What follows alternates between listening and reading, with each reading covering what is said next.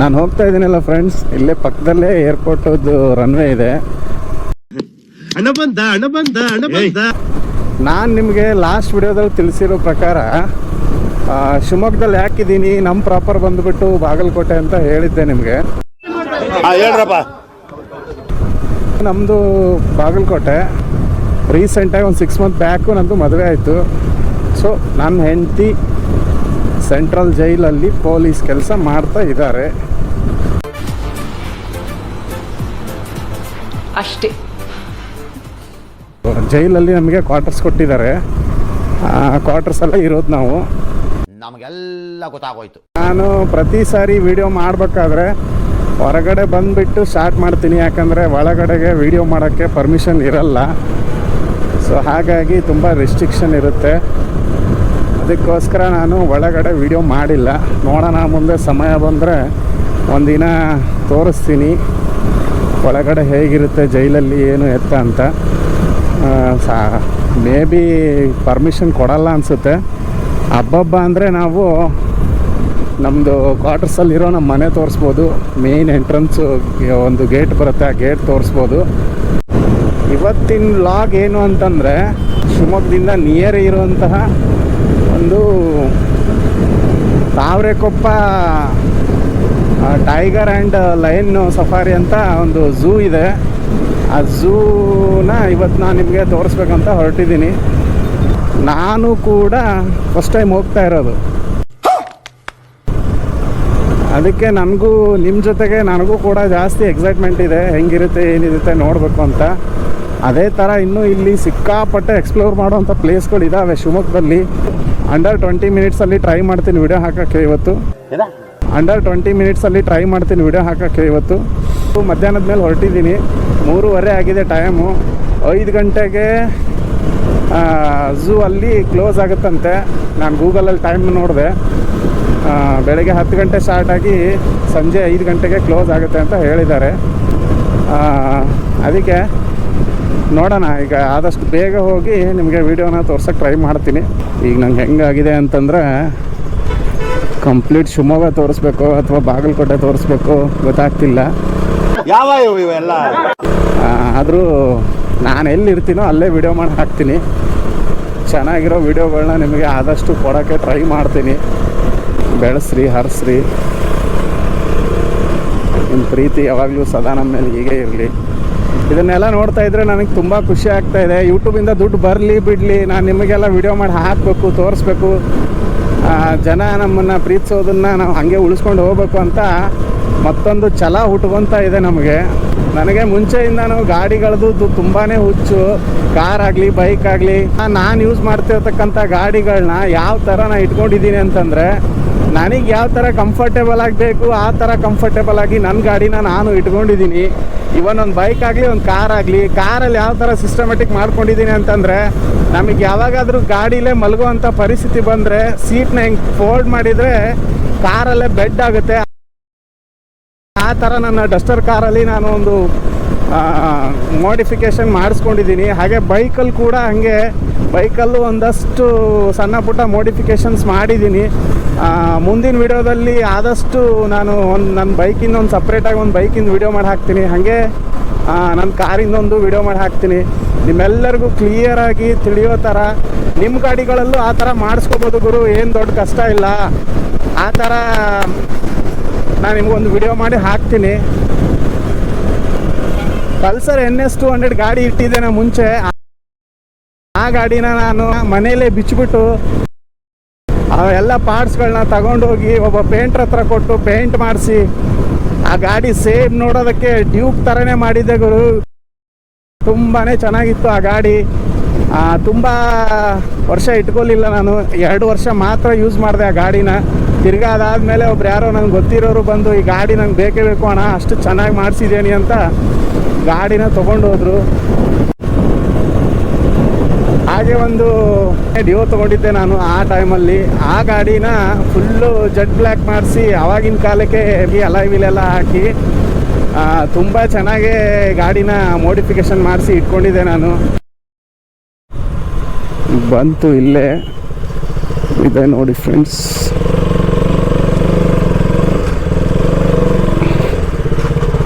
ನಾನು ಇನ್ನೂ ಮುಂದೆ ಇರಬೇಕು ಅಂದ್ಕೊಂಡಿದ್ದೆ. ಹೋಗೋ ರೋಡಲ್ಲೇ ಲೆಫ್ಟಲ್ಲಿ ಟಕ್ ಅಂತ ಸಿಕ್ಬಿಡ್ತು ಫ್ರೆಂಡ್ಸ್.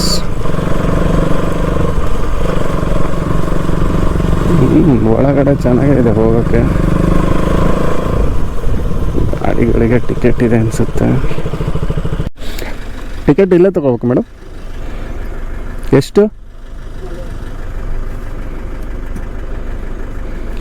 ಗಾಡಿದು ಬಾಡಿದು ಎರಡು ಸೇರಿಸೇನಾ? ಬರೀ ಇಂಥದೆಯಾ ಹೇಳಿ. ಗಾಡಿದಷ್ಟೇ, ಮತ್ತು ಒಳಗಡೆಗೆ ಇನ್ನೊಂದು ತಗೋಬೇಕಾ? 2 ವೀಲರ್ ಸ್ಕೂಟರ್ ಬೈಕ್ 40 ರೂಪಾಯಿ ತೊಗೊತಾರೆ ಗುರು ಇಲ್ಲಿ ಗಾಡಿಗಳ ಪಾರ್ಕಿಂಗು ಅಂತ.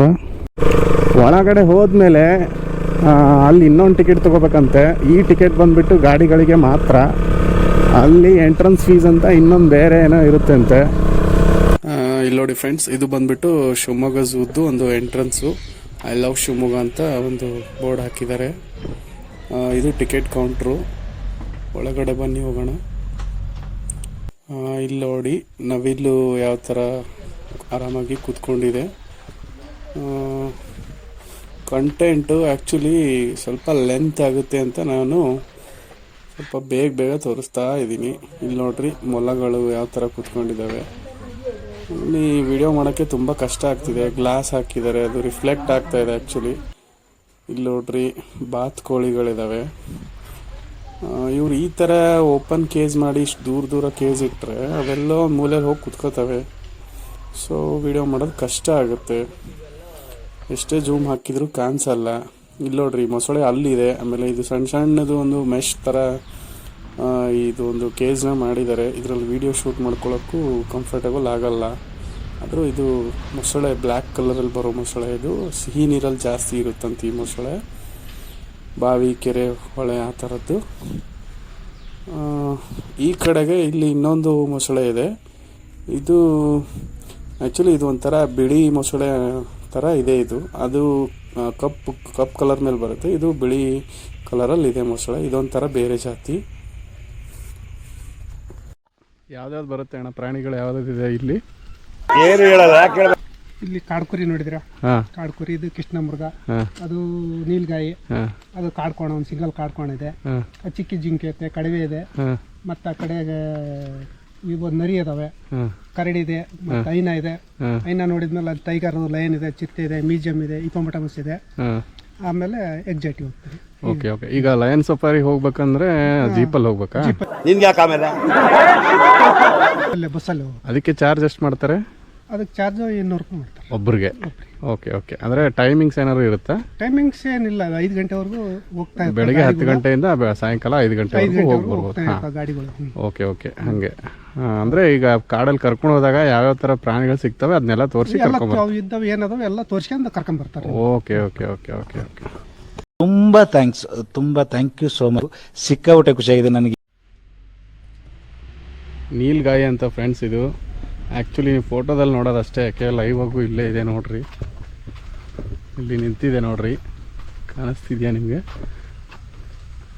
ಇದು ಒಂದೇ ಯಾಕೆ ನೋಡ್ತೀರಾ? ಇಲ್ಲಿ ನೋಡ್ರಿ ಸಾಕಷ್ಟಿದ್ದಾವೆ.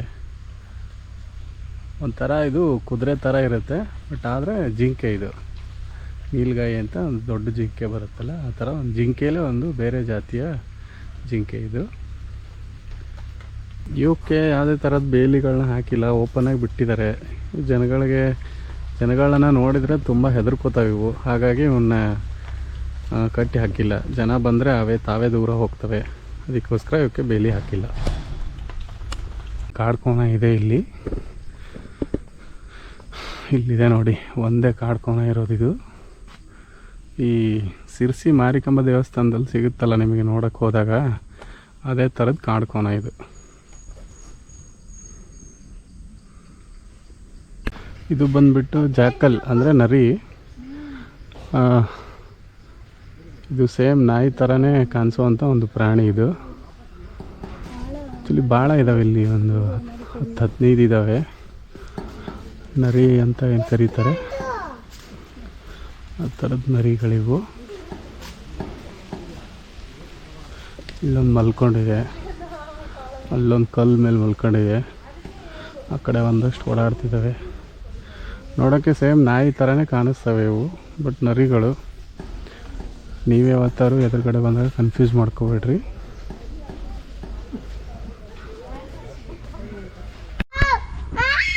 ಕರಡಿಗಳಿದ್ದಾವೆ ನೋಡಿ ಫ್ರೆಂಡ್ಸ್, ಇಲ್ಲಿ 2 ಕರಡಿ ಕಾಣಿಸ್ತಿದ್ದಾವೆ. ಒಂದು ಕರಡಿ ಅಲ್ಲಿ ಕೆಳಗಡೆ ಇದೆ ನೀರ ಹತ್ರ, ಇನ್ನೊಂದು ಕರಡಿ ಮರದ ಹತ್ರ ಕುತ್ಕೊಂಡಿದೆ. ಈ ಕರಡಿಗಳನ್ನು ಓಪನ್ ಆಗಿ ಬಿಟ್ಟಿದ್ದಾರೆ. ಕೆಳಗಡೆಗೆ ಇಲ್ಲಿ ಸ್ವಲ್ಪ ಆಳ ಇದೆ, ಅಲ್ಲಿ ಬಂದು ಅಲ್ಲಿಂದ ಮೇಲೆ ಹತ್ತಕ್ಕಾಗಲ್ಲ ಅನ್ಸುತ್ತೆ. ಓಕೆ, ಅದಕ್ಕೋಸ್ಕರ ಈ ಥರ ಫ್ರೀಯಾಗಿ ಬಿಟ್ಟಿದ್ದಾರೆ.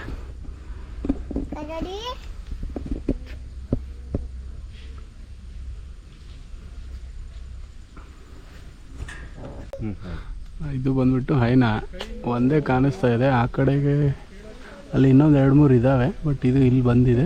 ಇದೊಂದು ಕಾಣಿಸ್ತಾ ಇದೆ ನಮಗೀಗ. ನೋಡೋಕ್ಕೆ ತುಂಬ ಸಮಾಧಾನವಾಗಿರೋ ಪ್ರಾಣಿ ಇದು, ಬಟ್ ಅಷ್ಟೇ ಡೇಂಜರಸ್ ಆಗಿರುತ್ತೆ. ನೋಡ್ರಿ, ಹತ್ರ ಬರ್ತಾ ಇದೆ.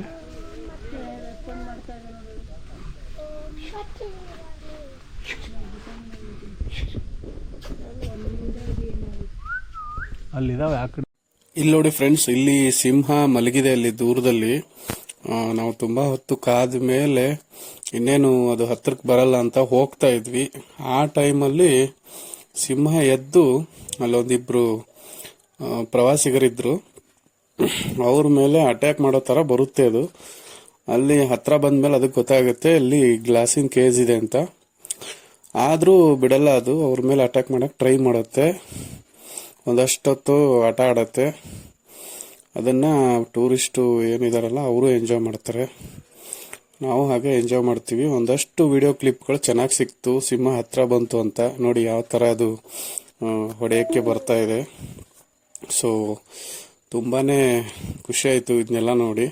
ಈ ತರ ಕೇಜ್ ಹತ್ರ ಬಂದ್ರೆ ನಾವು ಕೂಡ ವಿಡಿಯೋ ಮಾಡಿ ಒಂದು ಹಾಕ್ಬೋದು. ಇವರು ಸಿಕ್ಕಾಪಟ್ಟೆ ಓಪನ್ ದೊಡ್ಡ ಕೇಜ್ ಮಾಡಿದ್ದಾರೆ. ಸೊ ಹಾಗಾಗಿ ಪ್ರಾಣಿಗಳು ಯಾವುದೋ ಒಂದು ಮೂಲೆಯಲ್ಲಿ ಹೋಗಿ ಕುತ್ಕೊಂಡ್ರೆ ನಮಗೆ ಏನು ಮಾಡಕ್ ಚಾನ್ಸೇ ಇಲ್ಲ. ವಿಡಿಯೋನು ಮಾಡೋಕ್ಕಾಗಲ್ಲ, ನೋಡಕ್ಕೂ ಆಗಲ್ಲ, ದುಡ್ಡು ಕೊಟ್ಟಿದ್ದಕ್ಕೂ ವೇಸ್ಟ್ ಆಗ್ಬಿಡುತ್ತೆ. ಈ ಹುಲಿ ಕಥೆಯಲ್ಲೂ ಹಂಗೆ ಆಯ್ತು. ಒಂದು ಗಂಟೆ ಕಾದಿದ್ದೀವಿ ಹುಲಿಗೋಸ್ಕರ. ಹುಲಿ ಹತ್ರ ಬರಲೇ ಇಲ್ಲ, ತುಂಬಾ ದೂರದಲ್ಲಿತ್ತು ಹುಲಿ. ಅದರಲ್ಲಿ ಬೇರೆ ಒಂದೇ ಹುಲಿ ಇರೋದಂತೆ. ಸೊ ಹಾಗಾಗಿ ಬಹಳ ಡಿಸಪಾಯಿಂಟ್ ಆಯ್ತು ನಮಗೆ. ಇನ್ನೂ ಬಹಳಷ್ಟು ಪ್ರಾಣಿಗಳಿದಾವೆ ಇಲ್ಲಿ ಆಕ್ಚುಲಿ. ಆ ಅಷ್ಟು ಪ್ರಾಣಿಗಳನ್ನು ನೋಡೋಣ ಅಂತ ಬಂದ್ರೆ ಅವೆಲ್ಲೆಲ್ಲೋ ಮೂಲೆ ಹೋಗಿ ಕುತ್ಕೋಬಿಟ್ಟವೆ, ಕಾಣಿಸ್ತಾನೆ ಇಲ್ಲ. ಇಲ್ಲಿ ನೋಡಿ, ಸಿಂಹ ಇಲ್ಲಿ ಕೂತ್ಕೊಂಡಿದೆ. ನಾನು ಎಲ್ಲರೂ ಹೋದ ತಕ್ಷಣ ನಾನು ವಿಡಿಯೋ ಮಾಡೋಣ ಅಂತ ಅಲ್ಲಿ ಬಂದೆ. ಅದು ನಾನು ಒಬ್ಬನೇ ಇರೋದನ್ನ ನೋಡಿ ಯಾವ ತರ ಅಟ್ಯಾಕ್ ಮಾಡಕ್ ಬರುತ್ತೆ ನೋಡಿ ನನ್ನ ಮೇಲೆ. ಬಟ್ ಅದಕ್ಕೆ ಅಲ್ಲಿ ಕೇಜ್ ಇರೋದು ಗೊತ್ತಾಗಲ್ಲ, ಒಟ್ಟಿನಲ್ಲಿ ಅಟ್ಯಾಕ್ ಮಾಡಕ್ಕೆ ಬರುತ್ತೆ ನನ್ನ ಮೇಲೆ. ಸೊ ಅದಾದ್ಮೇಲೆ ನೋಡಿ, ಈಗ ನೋಡಿ ಯಾವ ತರ ಅಟ್ಯಾಕ್ ಮಾಡಕ್ಕೆ ಬರ್ತಾ ಇದೆ ಸಿಂಹ. ಸೊ ಇದನ್ನೆಲ್ಲ ನೋಡಿ ನಮಗೆ ತುಂಬಾ ಖುಷಿ ಆಯ್ತು. ಅಲ್ಲಿಂದ ನಾವು ಇನ್ನೂ ಚೆನ್ನಾಗಿ ಪ್ರಾಣಿಗಳು ನಮ್ಗೆ ಏನಾದ್ರು ಸಿಕ್ಕಿದಿದ್ರೆ ನೋಡ್ಬೋದಿತ್ತು, ಇನ್ನೂ ಸ್ವಲ್ಪ ನಾವು ವಿಡಿಯೋ ಮಾಡಿ ಹಾಕ್ಬೋದಿತ್ತು. ಇಲ್ಲೊಂದು ಒರಿಜಿನಲ್ ಸ್ಕಿನ್ ಇಂದ ಮಾಡಿರ್ತಕ್ಕಂತ ಒಂದು ಪ್ರಾಣಿಗಳ ಮ್ಯೂಸಿಯಂ ಅನ್ನ ಮಾಡಿದ್ದಾರೆ. ಸೊ ಇಲ್ಲಿ ಒಳಗಡೆ ಹೋಗಿ ನೋಡೋಣ ಬನ್ನಿ ಯಾವ ತರ ಇದಾವೆ ಅಂತ ಫ್ರೆಂಡ್ಸ್. ಇಲ್ಲಿ ನೋಡಿ ಫ್ರೆಂಡ್ಸ್, ಇವೆಲ್ಲ ಒರಿಜಿನಲ್ ಪ್ರಾಣಿಗಳ ಸ್ಕಿನ್ ನ ತಗೊಂಡ್ಬಂದು ಈ ತರ ಅದರೊಳಗೆ ಇರತಕ್ಕಂತಹ ಎಲ್ಲ ಮಾಂಸದ ಮುದ್ದೆಗಳನ್ನೆಲ್ಲ ರಿಮೂವ್ ಮಾಡಿ ಅದನ್ನ ಕ್ಲೀನ್ ಮಾಡಿ ತಿರ್ಗಾ ಅದಕ್ಕೆ ಕಾಟನ್ನು ಆಮೇಲೆ ಕೆಲವೊಂದಷ್ಟು ಮಟೀರಿಯಲ್ ನ ಯೂಸ್ ಮಾಡಿಕೊಂಡು ಮತ್ತೆ ಅದನ್ನ ಆ ಪ್ರಾಣಿಗಳ ಶೇಪಿಗೆ ಅದನ್ನ ರೆಡಿ ಮಾಡಿ ಈ ತರ ಒಂದು ಪ್ರಾಣಿಗಳನ್ನ ರೆಡಿ ಮಾಡ್ತಾರೆ ಡೂಪ್ಲಿಕೇಟ್ ಆಗಿ. ಇವು ನೋಡೋದಕ್ಕೆ ಒರಿಜಿನಲ್ ತರನೇ ಕಾಣಿಸ್ತವೆ, ಒರಿಜಿನಲ್ ಸ್ಕಿನ್ ಇಂದ ಮಾಡಿರೋದಕ್ಕಾಗಿ. ಆಮೇಲೆ ಇವನ್ನ ನೀವು ಮುಟ್ಟಿ ನೋಡ್ಬೋದು, ಇದರಲ್ಲಿ ನಿಮಗೆ ಸೇಮ್ ಒರಿಜಿನಲ್ ಹುಲಿನ ಸಿಂಹನ ಮುಟ್ಟಿದಾಗ ಯಾವ ತರ ಫೀಲ್ ಬರುತ್ತೆ ಅದೇ ಫೀಲ್ ಕೂಡ ನಿಮ್ಗೆ ಸಿಗುತ್ತೆ. ಹಾಗೆ ಇನ್ನೊಂದು ವಿಷಯ ಏನಂತಂದ್ರೆ, ಇವು ಮೈಸೂರಲ್ಲಿ ಇದ್ರದೊಂದು ಫ್ಯಾಕ್ಟ್ರಿ ಇದೆ ಅಂತೆ, ಅಲ್ಲಿ ರೆಡಿಯಾಗಿ ಅಲ್ಲಿಂದಾನೇ ಬಂದಿರತಕ್ಕಂತ ಈ ಒಂದು ಡಾಲ್ಸ್ ಎಲ್ಲ ಇವು. ಆಮೇಲೆ ಇನ್ನೊಂದೇನಂತಂದ್ರೆ, ನಿಮ್ಮ ಮನೆಯಲ್ಲಿ ಯಾವ್ದಾದ್ರು ನಿಮಗೆ ಇಷ್ಟ ಆಗಿರುವಂತ ಪ್ರಾಣಿ ಇದ್ರೆ, ಬೆಕ್ಕು ನಾಯಿ ತುಂಬಾ ಹಚ್ಕೊಂಡಿದ್ರೆ, ಅದೇನಾದ್ರೂ ಹೆಚ್ಚು ಕಮ್ಮಿ ಆಗಿ ಸತ್ರೆ ಅದನ್ನ ನೀವು ಈ ಫ್ಯಾಕ್ಟ್ರಿಗೆ ಹೋಗಿ ಈ ತರ ರೆಡಿ ಮಾಡಿಸ್ಕೊಂಡು ನಿಮ್ಮ ಮನೆಯಲ್ಲಿ ನೆನಪಿಗೋಸ್ಕರ ಇಟ್ಕೋಬಹುದು. ಇಲ್ಲೊಂದೆರಡು ಗೇಂಡಾಮೃಗಗಳಿದ್ದಾವೆ. ಅದರಲ್ಲಿ ಒಂದು ಆಲ್ರೆಡಿ ನೀರಿಗೆ ಹೋಗಿ ಆಟ ಆಡ್ತಾ ಇದೆ. ಇದು ಕೂಡ ಇನ್ನೊಂದಿದೆ ಇಲ್ಲಿ, ಅದು ಕೂಡ ನೀರಿಗೆ ಹೋಗೋ ಥರ ಕಾಣಿಸ್ತಾ ಇದೆ. ಸೊ ಹೋಗ್ತಾ ಇದೆ ನೋಡಿ ಫ್ರೆಂಡ್ಸ್, ಹೋಗ್ತಾ ಇದೆ ನೀರೊಳಗಡೆ ಹೋಗಿ ಇವೆಲ್ಲ ತುಂಬ ಚೆನ್ನಾಗಿ ಆಟ ಆಡ್ತಾ ಇದ್ದಾವೆ. ಇದನ್ನೆಲ್ಲ ನೋಡ್ತಾ ಇದ್ರೆ ನಮಗೂ ಒಂದು ಒಳ್ಳೆ ಖುಷಿ ಆಗುತ್ತೆ. ಅದ್ರ ಜೊತೆಗೆ ಈ ವೀಕೆಂಡ್ಸಲ್ಲಿ ಸುತ್ತಮುತ್ತ ಇರೋರು ಯಾರಾದರೂ ವೀಕೆಂಡ್ಸಲ್ಲಿ ನೀವು ಟೈಮ್ನ ಎಂಜಾಯ್ ಮಾಡಬೇಕು ಅಂತಂದರೆ ಇಲ್ಲಿಗೆ ಬಂದು ಎಂಜಾಯ್ನ ಮಾಡ್ಬೋದು.